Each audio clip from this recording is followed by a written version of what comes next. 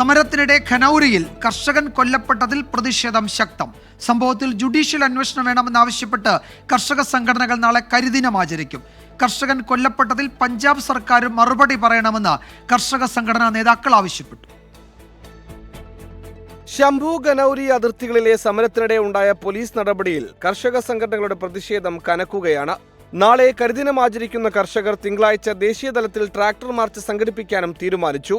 കർഷകൻ കൊല്ലപ്പെട്ട സാഹചര്യത്തിൽ 2 ദിവസത്തേക്ക് ഡൽഹിയിലേക്ക് നീങ്ങേണ്ടതില്ല എന്ന് പ്രഖ്യാപിച്ച കർഷക സംഘടനകൾ അതിർത്തികളിലിരുന്ന് പ്രതിഷേധം തുടരും. BJP നേതാക്കളുടെ വസതികളിലേക്ക് സംയുക്ത കിസാൻ മോർച്ച ട്രാക്ടർ മാർച്ചും ഭാരതീയ കിസാൻ മോർച്ച റോഡ് തടയൽ സമരവും നടത്തും. इसकी पैर पर जख्म हो गया। ਇਹਦਾ ਬਾਹਲੇ ਛੱਡਿਆ ਸਾਡੇ ਤੇ ਇੱਥੇ ਕਿੰਨੇ ਹੀ ਫਿਰਦੇ ਹੋਣਗੇ, ਅਜੇ ਹੋਰ ਵੀ ਪਏ ਹੋਣਗੇ। ਇਹ ਅਣਗਿਣਤ ਲੋਕਾਂ ਦੇ ਮਾਰੇ, ਕਿਸੇ ਦਾ ਸਿਰ ਪਾੜਦਾ, ਕਿਸੇ ਦੀ ਲੱਤ ਬਾਹ ਮੂੰਹ, ਬਥੇਰਿਆਂ ਦੇ ਨੁਕਸਾਨ ਕੀਤਾ ਇਹਨਾਂ ਨੇ।